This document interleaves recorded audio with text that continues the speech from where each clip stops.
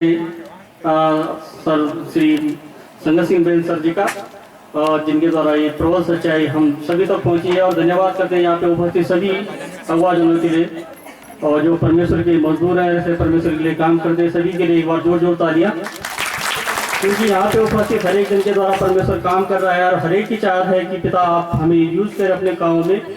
तो सच में ऐसे मैं बैठा था वहाँ पे, लेकिन मेरे मन में परमेश्वर ने डाला कि जब मैं तुम्हारे साथ ऐसे कोई काम करूँ, कोई गवाही करूँ, तो उस गवाही को आप जरूर शेयर करो।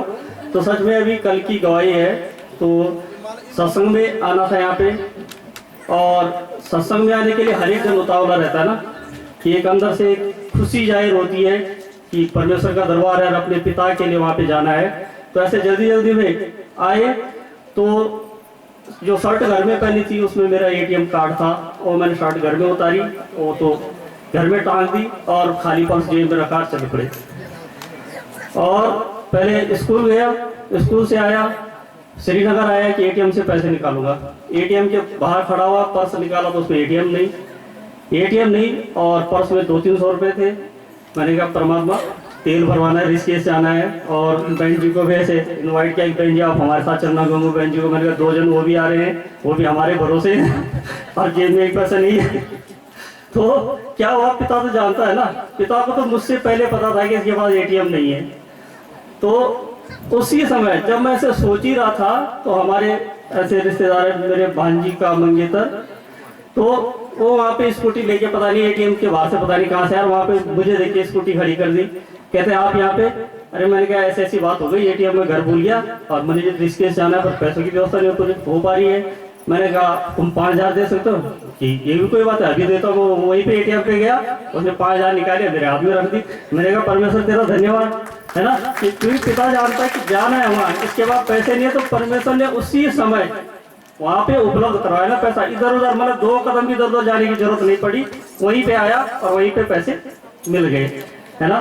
तो परमेश्वर ऐसे काम करता है। यदि हमें ईश्वर पे विश्वास, हम ईश्वर के काम के लिए जा रहे हैं, तो पिता हमारी हर कमी को, हर घटी को पूरा करते हैं। और ये हमें विश्वास करना चाहिए कि परमेश्वर है और वो हर एक कामों को कर सकता है। ऐसा कोई भी काम परमेश्वर ने नहीं कहा कि मैं नहीं कर सकता, चाहे वो बीमारी हो, दुष्ट आत्मा हो, कितनी भी बड़ी बीमारी हो या कैसी भी वो दुष्ट आत्मा हो, सब परमेश्वर ठीक कर सकता है। इसमें भेद नहीं है कि ये बड़ी चीज ये नहीं जाएगी, ये किसी एक के साथ ऐसा चमत्कार होगा या सबके साथ होगा। जो विश्वास करेगा उसके लिए फल आएगा, परमेश्वर देने के लिए तैयार है।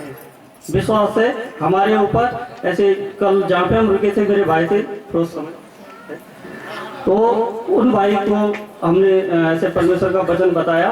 तो मेन उनका था कि उनका 5 साल शादी को हो गए और बच्चा नहीं हो रहा है। तो कल उनसे बात हुई, तो उन्होंने कहा देखो मुझे विश्वास है, जब हम वचन में आए मेरी माँ ठीक हुई, उन पे इतनी सारी दुष्ट आत्माएं नाचती थी, उनका नाचना बंद हो गया है। मेरी पत्नी 1.5 महीने के अंदर परमेश्वर ने उनको जॉब दिलाई थी, क्योंकि इससे पहले भी वो कोशिश करती थी, फॉर्म भरती थी, लेकिन कहीं मतलब कामयाबी आज नहीं थी, कहीं लगी नहीं। लेकिन जैसे हम वचन में आए तो नौकरी भी लगी, ये भी परमेश्वर ने किया। तो मैंने कहा जब इतना चिन्ह तुम्हें परमेश्वर ने दिया, तो क्या एक बच्चे के लिए तुम विश्वास नहीं बना पा रहे हो? कि नहीं भाई, बच्चा भी इतनी जल्दी होना चाहिए था। मैंने कहा देखो परमेश्वर ने तुम्हें अपना चिन्ह दिया ना, इसने बड़ा चमत्कार किया, तो कहीं कहीं परमेश्वर तुम्हारे धीरज को भी टटोल देगा कि क्या मेरे बेटे के अंदर जो मैं चाहता हूँ कि आत्मा के फल आए, तो ऐसे तो नहीं आएंगे। जब हम चलेंगे, जब हम प्रयास करेंगे, तो धीरज भी होना चाहिए। तो तुम 6 महीने साल भर इंतजार करते रहे, ऐसे विश्वास में बने रहे, तो परमेश्वर ने तो रखा था कि ये है बेटा यहाँ पे रखा है, तूने उठाना है इसको, है ना। उस धीरज के फल के द्वारा तूने इस फल को भी ले जाना है। लेकिन मैंने कहा तुमने धीरज नहीं रखा।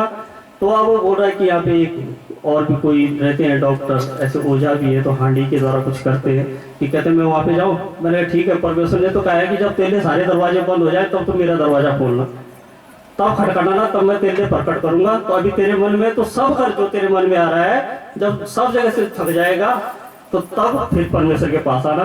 तो इन्हीं वचनों के साथ परमेश्वर हम सबको आशीष दे और हर एक के द्वारा परमेश्वर अपनी इस सच्चाई को आगे बढ़ाए और हर एक को अपनी महिमा में आगे करे। धन्यवाद।